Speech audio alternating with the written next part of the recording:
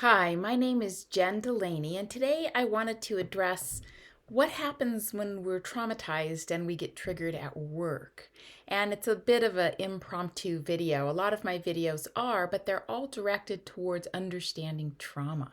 And I love it when a major corporation can really take the time, the HR, the boss, can take the time to understand what's happening when someone has been traumatized in their past. And I'm not just talking about PTSD, where someone has a car accident and they're a little more hypervigilant or a little jumpier than usual. I'm talking about most of us have complex trauma.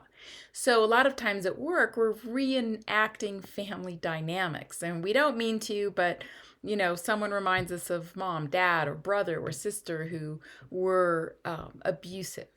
And so ideally, we are becoming more of a trauma-informed society across the board in our schools, in the prisons, the police force, everywhere, really, even our corporations.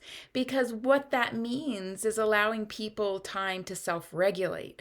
It's identifying trauma as a real thing. And so trauma is called developmental trauma, complex PTSD, CPTSD. These are all very real things. And I like to say that no one expects someone to run a marathon if they have a broken leg. But nobody really understands that when we get triggered, we're not seeing the people in front of us as they are. We are not seeing reality for what it is, because the survival brain wants to be efficient. It wants to cut things off at the legs, It doesn't want to analyze. There isn't much gray area when we get triggered. It's very black and white. And so learning to self-regulate is really important. So a lot of these responses to other people are subconsciously driven. We have these dissociative barriers. So dissociation is when we don't mean to, but we check out. Something becomes too overwhelming, so we just check out, and we're not really even hearing the other person. These barriers are protections. It's not some disorder. It's a phenomenon that was created to protect us. So there's dissociative barriers, and behind those barriers are trauma capsules. None of this is in our thinking brain, our creative brain. It's all in a very deep place outside our conscious control. So the mind doesn't have a lot of say in all of this. So ideally, we're getting some help. We're going to a somatic. Somatic just refers to body-centered therapies. The therapies like brain spotting is my favorite. It's what I practice. So if we're getting that kind of help, we're starting to access these trauma capsules and update our nervous system. So it's like a computer update. We need an update in order to regulate our nervous system and not go into attack mode. We dissociate is really freeze mode. And there's also just, stepping up, getting up and walking out of the room, or fight mode, fuck you.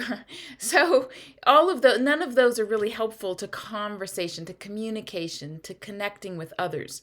So ideally, we're learning how to regulate. I know I'm applying it in my own life. I'm learning how to communicate from a place of the functional adult and not the adaptive adult. That's a whole nother topic. But, we learn to adapt to our environment as a child, and then we carry that into our adulthood.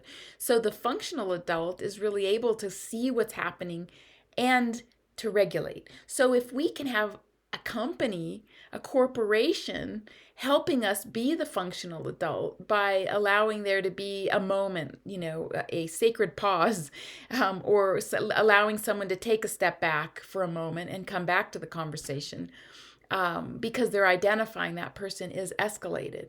So if we can kind of help each other as a community, whether it's a corporation, whether it's, a school of teachers, if we can begin to understand what's happening in our bodies, in our deep brain, then I think the world will be a better place.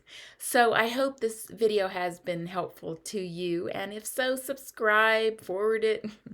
I'm trying to get this message out there. So thank you for tuning in. Take good care.